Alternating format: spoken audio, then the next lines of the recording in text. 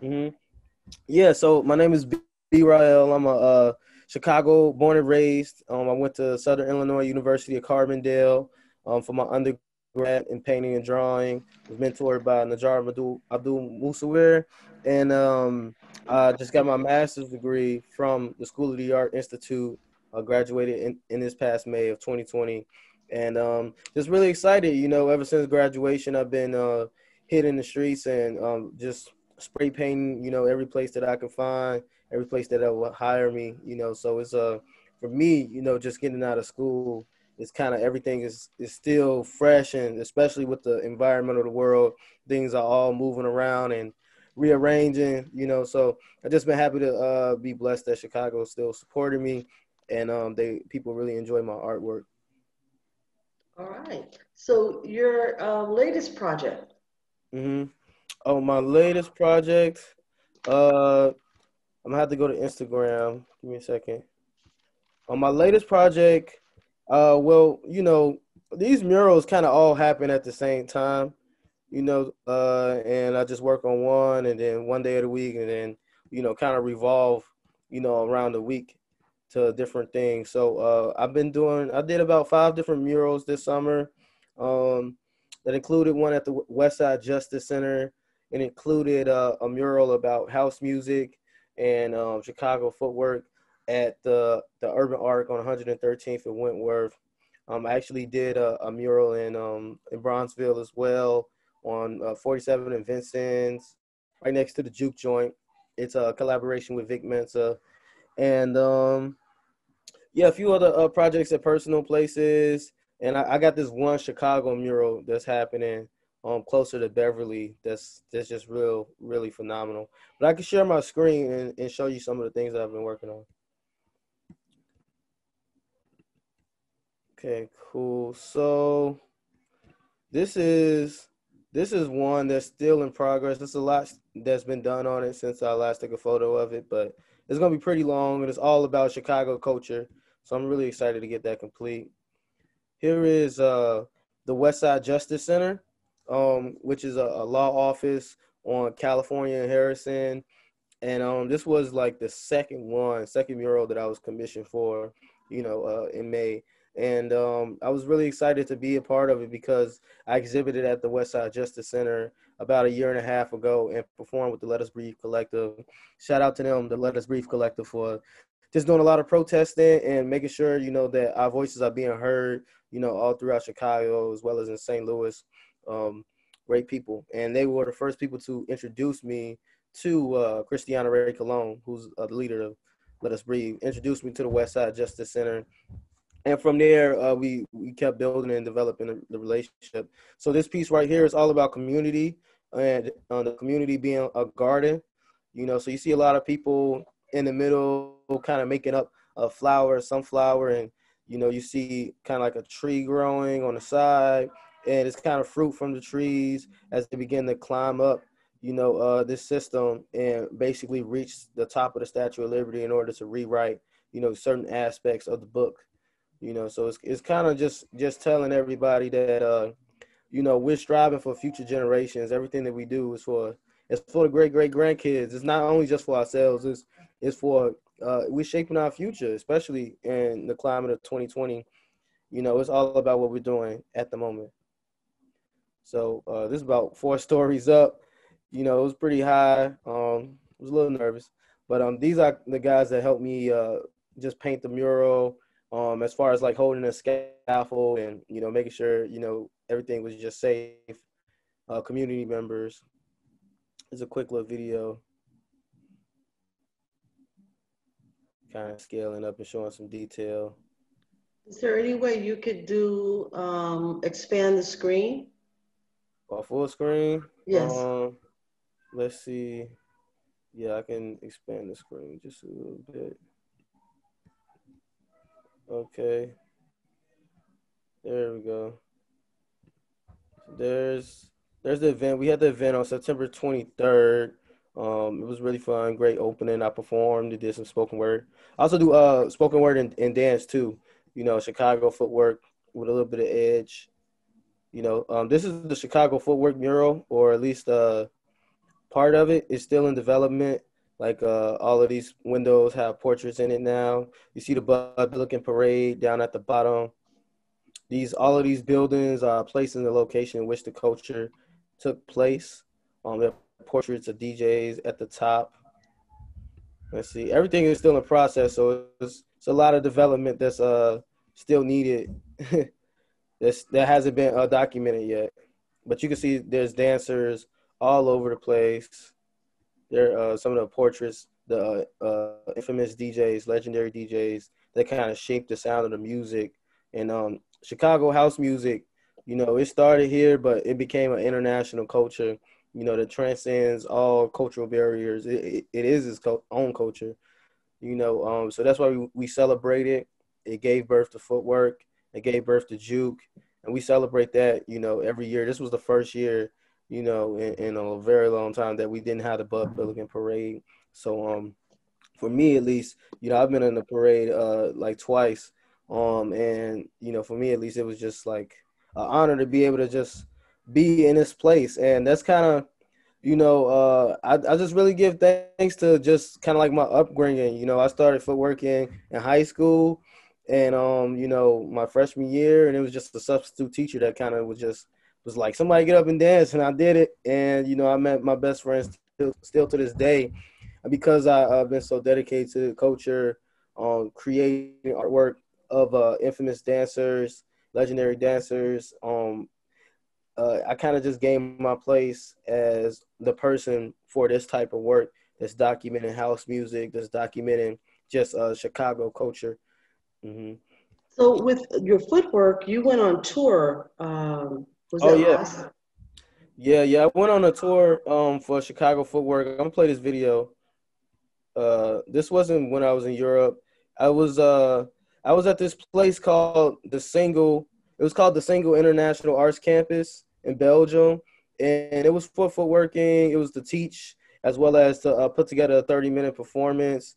It was one of the hardest things that I did, simply because it was like 8 hours of dancing a day. We would wake up, eat breakfast, and then just dance for the rest of the day. We had to like soak our bodies after the day just because we were just so tired and our muscles was just so spasmed. But at the same time, it was extremely fun, and the end result was just really great. To be over there and take something homegrown and be able to spread it and be able to get paid for it and travel the world for it. So that was really great. This video that you're looking at is it's a video that I did with one of my friends. His name's Rashad. And we did another collaboration called Spoken at 160 at the Southside Community Arts Center. But this is at Home and Square. And this was for, it was with the Let Us Breathe Collective as well as a range of other organizations. And it was kind of just like a moment for us to kind of just like celebrate and really put forth just power and energy, in the circle, so that's why you wanted to dance. I didn't really expect, to dance that day. I just came to represent. But the nature of protest is not the same as what it used to be. Here in these protests, people are not only, voicing, what they want to be changed, but they also are having fun and build a community with each other. So I really love that aspect about it, because in the media, you may think that protesters are violent and aggressive and, destroying things and looting. But, and honestly, our main goal is to just, be represented and be a representation of our voice and our thought patterns. And everybody here has similar thought patterns to, defunding the police, really fixing police brutality and the ability to, violate people's rights, so many different ways, and, with the Let Us Breathe Collective, there's a lot of back push about defunding police because they like, we need police, but it's not the fact of totally getting rid of police officers, but bringing in other professionals who can supplement certain parts of their jobs that they should not be responsible for. Like if it's a mental patient or, you know, if it's a domestic abuse versus a robbery, like, you know, all of these different situations, you know, though unfortunate, like require a different level of, you know, aggressiveness, a different type of reaction, a different type of, you know, and police, they seem to be only trained, well, a lot of police, especially the ones we see in the media, they seem to be only trained to react violently and aggressively and to treat people like they're criminal first before they're ever, you know, a citizen.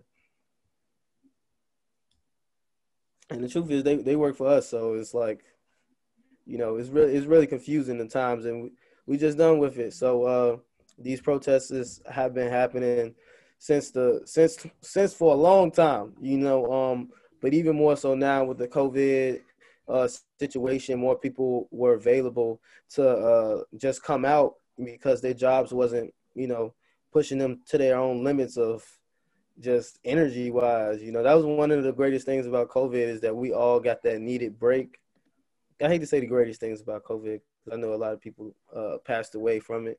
But what I'm trying to say is, you know, one of the things that also happened was that people were able to take a break from their jobs, you know, and, you know, as an artist, I love what I do, you know, and I'm sure a lot of people do too. But at the same time, you know, we're always striving for greatness, and we're on like this, you know, 9 to 5 schedule if you want it, but if you really want it, like, you know, you're working like 9 to 9, you know, if not longer than that, you know, up to 3 a.m. in the morning if, you know, you're really trying to struggle and strive to get something. But COVID kind of taught us what's most important. This time has taught us what's most important, which is basically, you know, appreciating our family, appreciating our community, appreciating ourselves, and just taking that time to breathe.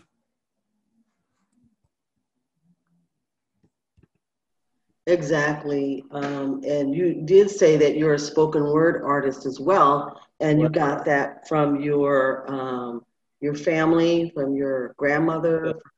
Yeah, yeah. My grandmother, she taught us poetry. It actually used to be like a punishment type of thing, because you know, whenever we do something, she'd be like, just write this poem, you know, or it'd be like Easter or something, you know. And I never really knew that it'd become such a great part of my life. I started to really begin to tap into my poetry in college. I just had I had an overnight commission painting to do for the Black Affairs Council. I eventually became a vice president of the Black Affairs Council, but I just wrote like two little sentences, and, you know, for those two little sentences in the painting, you know, I got a whole standing ovation. You know, first time that ever happened to me in my life, and I was just really surprised. I was like, whoa, you know. So that was a lot of encouragement to continue developing my poetry because I seen the type of reaction that it had on folks, and even more so, you know, I just had a lot to say because during that time of my life, during my undergrad life, I really dove into meditation and really found out, you know, who I was and, you know, what the importance of my life is supposed to be. You know, and through that, you know, through the connection and being grounded with nature and, you know, my environment, you know, it just came a lot of wisdom, you know, through studying different religions and different, you know, historical, you know, facts. Like, it kind of just, you know, made me wanted to communicate all the things that I was learning to the world. So, and then like even within the art, because I like my artwork to, you know, say stuff, I wanted to communicate with my viewer. You know, it's a lot of research that goes into it. You know, so I always have facts and different things that I've learned just through painting.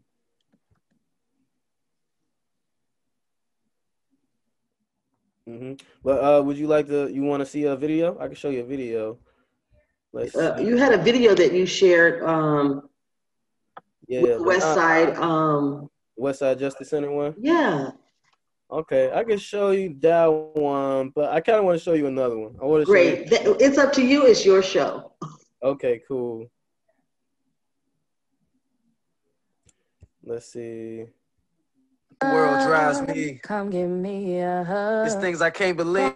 crazy for your love. All this hate in this place. All hugs, no stress. We making mistakes. I'm crazy for your love. Go ahead and innovate. Come give me a hug. Get to your highest state. I'm crazy for your love. Where love emulates. All hugs, no stress. I'm crazy for your love. Call me crazy for your love. All hugs, Come no and give stress. me a hug. All hugs, no struts. I show love just because. All smile, no mugs. No tugs. We can all hold hands. Love is on how the man. Love is always the plan. Blueprint to the heart. Community where it starts. Love is in the arts. Cupid with these darts. Love is in your card. Eat health for wealth. And I watch your belt. Make sure your heart felt. Make the haters just well. Tis a joy in love. Come and give me a hug. All hugs, no strubs. I show love just because I'm crazy for your love. I'm crazy for your love. I'm crazy for your love. I'm crazy for your love. The world drives me. Come give me a hug. There's things I can't I'm believe. crazy for your love. All this hate in this place. All hugs, no stress. We making mistakes. I'm crazy for your love. Go ahead and innovate. Come give me a hug. Get to your highest state. I'm crazy for your love. Where love emulates. All hugs, no stress. I'm crazy for your love. I'm crazy for your love. Come give me a hug.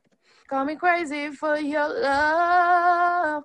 So this is one of my pieces from the School of the Art Institute. It's called When Pigs Fly. It's a super huge piece. It's 9 feet. And it's all about basically when people with liberty use their liberty in order to oppress other people, right? So the first thing, if you're reading it from right to left, is you see this Statue of Liberty, and it's like pumping oil out of the ground. The ground is erupting. It's kind of like redlining communities, and using people as a resource. You can see smaller people. You see a small person right there. See smaller people. There's another small person walking and running towards this tree. There's another smaller person right there, walking and running towards this tree, in which you see the Statue of Liberty has a school, in which this woman who has a sword made from Harriet Tubman's Underground Railroad rails, and she just breaks it open. She's tired of the school to prison pipeline. She's tired of schools training kids to go to jail and to be in debt and, to struggle instead of teaching our kids in order to succeed, which is kind of like one of the best things about COVID, the homeschooling, is us taking, more control of, how our kids are being educated and where they're being educated. I personally believe that all of that is being really shifted right now into a brighter and better energy. But as the money and resources fall down into the community and people collect it, it's still being harassed by officers. You see this student is trying to give him his identification. You can see this pig with wings. And there is Uncle Sam, who is basically a robot, a cyborg. There's an alien. It's kind of like some sci-fi stuff, but it's like almost real, where you see the UFO, speaking about just black males being abducted and, taken out of our communities, and everybody just left to basically just strive for themselves while we're dealing with lack. And here's some more of my work. Here's some more of those contemporary African masks. You can find these masks at the Luxby Studio on 47 and King Drive. It's a place where I'm a resident artist now, and those people are just really great. They're always doing something new with the space. It's a gallery, but it's also a community center, and I'm always there. So feel free to stop by. It's right on 47 and King Drive, right next to Peaches. It's super great. But yeah, you can always go to my website. Here it is right here. You can also type in painter, poet, dancer, in order to find me. Painter, poet, dancer. If you type that in anything, Google, Instagram, Facebook, you'll be able to find me.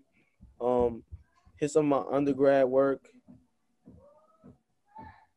Well, we're Talk. gonna thank you for opening up opening up your studio and giving us a quick visit of your, your art practice and and in a continuation of what you're doing in the arts and being that social justice,